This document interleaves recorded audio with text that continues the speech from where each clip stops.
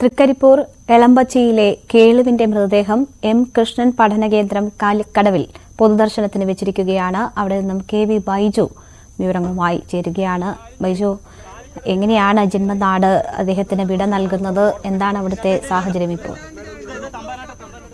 രേണുക 8 മണിയോടെ കൂടിയാണ് ജില്ലാ അതിർത്തിയായ കാലിക്കടവിൽ 2 മൃതദേഹങ്ങളും എത്തിയത്. തൃക്കരിപ്പൂർ എളമ്പച്ചിയിലെ കേളു, ഒപ്പം ചെങ്കളയിലെ രഞ്ജിത്ത്, 2 പേരുടെ മൃതദേഹം ജില്ലയിലെത്തിയിരിക്കുന്നു. ഇപ്പോൾ കാണുന്ന ദൃശ്യം എം കൃഷ്ണൻ പഠന കേന്ദ്രം കാലിക്കടവിൽ പൊതുദർശനത്തിന് വെച്ചിരിക്കുന്നതാണ്. ഇനി വീട്ടിലേക്ക് കൊണ്ടുപോയതിനു ശേഷം ചടങ്ങുകൾക്ക് ശേഷം പിലിക്കോടുള്ള സമുദായ ശ്മശാനത്തിലാണ് കേളുവിന്റെ മൃതദേഹം സംസ്കരിക്കുക.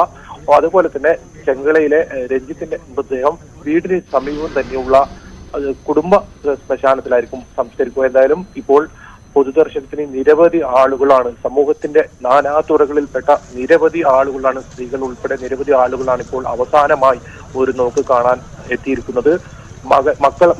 മകനാണ് ഈ മൃതദേഹം ജില്ലാ അതിർത്തിയിൽ നിന്നും ഏറ്റുവാങ്ങിയത്. അതിനുശേഷമാണ് ഇപ്പോൾ ഈ പൊതുദർശനത്തിനായി എത്തിച്ചത്. രാഷ്ട്രീയ നേതാക്കൾ ഉൾപ്പെടെ സാമുദായിക ഉൾപ്പെടെ നിരവധി പേർ ഇപ്പോൾ ഇവിടെ എത്തിക്കൊണ്ടിരിക്കുന്നു. ആ ദൃശ്യങ്ങളിൽ നിന്ന് തന്നെ നമുക്ക് കാണാം. എന്തായാലും നീണ്ട മണിക്കൂറുകളുടെ കാത്തിരിപ്പായിരുന്നു. മൃതദേഹം ഇപ്പോൾ എത്തിയിരിക്കുന്നു.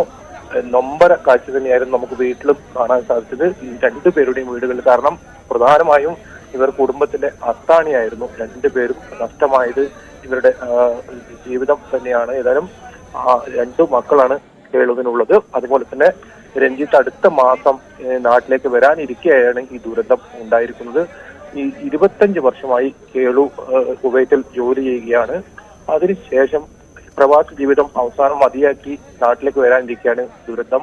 ചേതനേറ്റ ശരീരം ഇപ്പോൾ നാട്ടിലേക്ക് എത്തിക്കേണ്ട ഒരു സാഹചര്യം ഉണ്ടായത്. എന്തായാലും വളരെ ദുഃഖസാന്ദ്രമായ ഒരു അന്തരീക്ഷം എന്ന് തന്നെ നമുക്ക് പറയാൻ സാധിക്കും. നിരവധി ആളുകളാണ് ഇപ്പോൾ അവസാനമായി ഒരു നോക്ക് കാണാനെത്തുന്നത്. അല്പസമയത്തിനകം മൃതദേഹം കേളുവിന്റെ വീട്ടിലേക്ക് എത്തിക്കും. അതുപോലെ തന്നെ ഈ രഞ്ജിത്തിന്റെ മൃതദേഹവും പൊതുദർശനത്തിന് അല്പസമയത്തിനകം എത്തും. അവിടെ എത്താനായിരിക്കുന്നു. ഏതായാലും ചെങ്കലയാണത്. ആദ്യം കേളുവിന്റെ മൃതദേഹമാണ് എത്തിയത്. അത് ജില്ലാ അതിർത്തി തന്നെ ആയതുകൊണ്ട് ആദ്യം എത്തി. ഇനിയിപ്പോൾ രഞ്ജിത്തിന്റെ മൃതദേഹം അല്പസമയത്തിനകം വീട്ടിൽ പൊതുദർശനത്തിനായി എത്തും.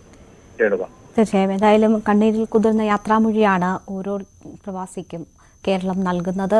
വലിയ രീതിയിലുള്ള വികാരനിർഭരമായ രംഗങ്ങളാണ് ഓരോയിടത്തും നമുക്ക് കാണാൻ കഴിയുന്നത്. ഓരോ കുടുംബത്തിൻ്റെയും പ്രതീക്ഷകളാണ് അറ്റിരിക്കുന്നത്.